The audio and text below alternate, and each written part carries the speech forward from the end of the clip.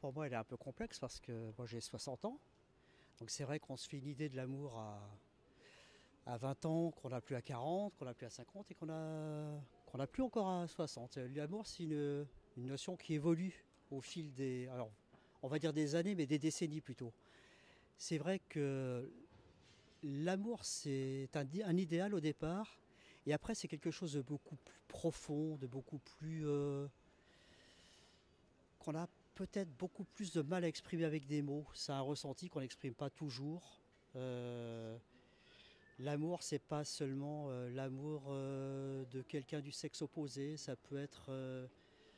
Je peux vous en parler. J'étais marié. Je peux vous parler un peu de ma vie. J'ai été marié pendant 25 ans. On s'est séparés dans de bons termes. Après, j'ai vécu pendant 6 ans avec une autre femme. On s'est séparés toujours en bons termes. J'ai pas vécu la même chose avec la première femme que j'ai vécu avec les deuxièmes. J'ai retrouvé complètement autre chose. J'aspirais peut-être à autre chose aussi. J'ai été déçu et aujourd'hui, à la faveur d'une rencontre, d'une énième rencontre, je mettrai peut-être d'autres mots derrière en fait derrière ce qu'est l'amour.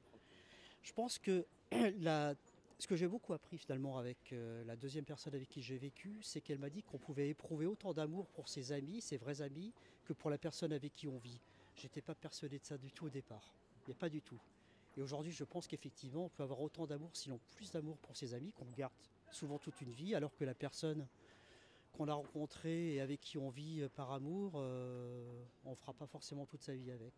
Donc dans l'amour, je mets effectivement beaucoup, c'est beaucoup plus vaste que ce que le commun des mortels peut penser en général. Voilà. Vous pensez qu'elle a changé de, par exemple, il y a 50 années, Ouais. a changé beaucoup l'idée de l'amour ou la perception de l'amour? Qu'est-ce que vous croyez?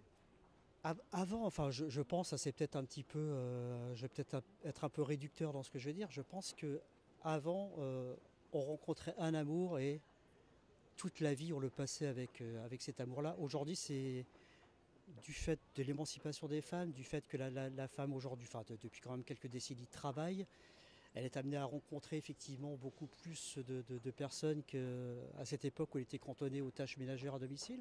Je pense que l'amour a changé, oui, complètement. Et pour vous, vous croyez que maintenant, par exemple, il y a vraiment égalité entre les femmes et les hommes dans la relation amoureuse? Oui, complètement. Je crois que la femme elle décide de plus. Je pense que quand il y a une séparation de couple, malheureusement, quand on parle d'amour, on parle aussi de plus en plus de séparation. Je pense que de plus en plus, c'est la femme qui décide de partir. Elle n'est plus dépendante de l'homme avec qui elle vit. Et du coup, c'est elle qui fait, je pense, le choix de. Elle fait plus souvent le choix, et plus fréquemment d'ailleurs le choix, de partir et d'aller essayer de vivre un amour meilleur ailleurs, complètement. L'égalité, oui, je pense que même la femme a pris le dessus. Et c'est tant mieux. Et par exemple, pour finir, et vous aviez une idée, par exemple, de les rôles que vous préférez comme, comme homme. Par exemple, vous préférez être un Casanova ou un Don Giovanni ou une père de famille normale? Alors c'est mieux que ça. Moi, je suis père de famille, j'ai 3 enfants. Je suis pas Casanova et je veux avoir aucun de ces rôles en fin de compte. La, la rencontre, elle doit se faire naturellement sans que sans que moi, par exemple, si j'étais Casanova, je n'essaierais pas de forcer les relations. J'ai pas non plus envie que la personne que je rencontre et qui me plaît force aussi la relation. Les choses doivent s'établir de manière un peu plus douce, un peu plus normale. Euh, et Non, puis ça, en plus, je vous